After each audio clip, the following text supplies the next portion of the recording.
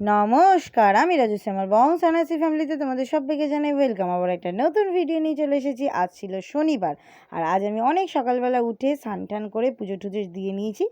এখন আমরা যাচ্ছি মায়ের দর্শনে। হ্যাঁ, যাওয়ার কথা ছিল 4 জনের, মানে আমি, সঞ্জিত, মা আর দাদু। যাচ্ছি শুধু আমি আর সঞ্জিত, কারণ ওরা দুজনেই কেউ যাচ্ছে না। ওদের দুজনেই নাকি পায়ে ঠায় ব্যথা, সেই জন্য শরীর খারাপে, সেই কারণে যাচ্ছে না। যাই হোক, এখন মায়ের দর্শনে যাচ্ছি। প্রায় 1 বছর 1.5 মাস পর আমরা মায়ের দর্শনে যাচ্ছি। হ্যাঁ, বছরে একবার করেই যাওয়া হয়। এত কাছে থেকেও একবার করে যাওয়া হয়। আর কত দূর দূর থেকে মানুষ এসে কতবার আসে।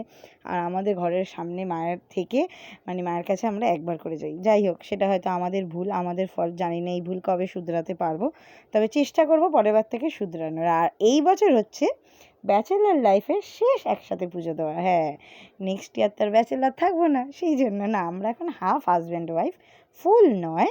তো সেই জন্য বললাম ব্যাচেলার লাইফ। যাই হোক, পুজো টুজো দিয়ে নিয়েছি। 1 ঘন্টার মধ্যে পুজো দেওয়া শেষ।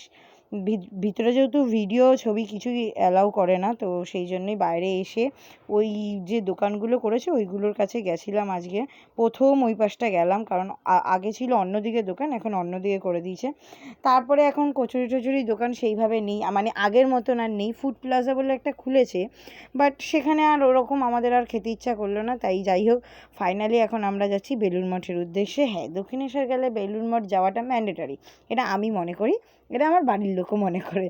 যাই হোক, তো এখন বেলুড় মঠে যাচ্ছি। হ্যাঁ, দুজনে বাইকে করে এসছি বলে মানে অনেকগুলো হাঁটতে হলো না। মা দাদুকে নিয়ে এলে অনেকটা হেঁটে হেঁটে যেতে হতো, ওদেরও কষ্ট হতো, আমাদেরও কষ্ট হতো। তো এই দিক দিয়ে বলবো খুব ভালো হয়েছে। তারপরে মা আর দাদুর জন্য এখান থেকে প্রসাদ নিয়ে যাব। তো বেলুড় মঠ এখন 11:30 অবধি গেট যেহেতু খোলা, তো কিচ্ছু খাইনি, শুধু জল খেয়েছি আর প্রসাদ খেয়েছি। সেই কারণে আমরা দুজনেই একটা ডাব নিলাম আর তার সাথে মালাই নিলাম। হ্যাঁ, মালাইটা শক্ত ছিল বাট মিষ্টি ছিল, ভালো মিষ্টি ছিল। জলটাও মিষ্টি ছিল, মালাইটাও মিষ্টি ছিল। তারপরে এখন দেখছি বেলুড় মঠের ভিতরে ভিডিও ছবি সবটাই অ্যালাউ, মানে মাঠের মধ্যে অ্যালাউ।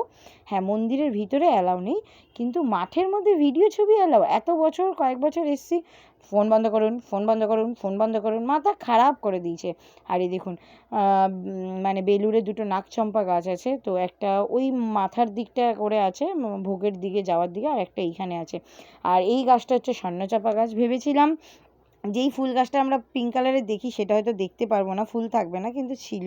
আর স্বর্ণচাপা গাছটার নিচে দাঁড়িয়েছিলাম, কি গন্ধ! আর এখানে লিখেছিল ওয়ে টু প্রসাদ হল। ব্যাস, কি সুন্দর করে লিখেছিল না, বেশ ভালো লাগছিলো। তারপরে এই দেখুন, কুন্দ গাছের ফুল কত হয়ে রয়েছে। সঞ্জিতকে বললাম পেরে দে, ও তো পেরে দেবেই না, মানে বাড়ির গাছ থেকেই ফুল পেরে দেয় না, সে আবার দেবে কি না অন্য কোথা থেকে। ভীতু মাল একটা, কি আর বলবো। যাই হোক, নিজেই ফুল পেরে নিজেই নিজের কানে লাগিয়ে নিলাম। আর আমাকে সুন্দর লাগছে, বলুন, খুব সুন্দর লাগছে।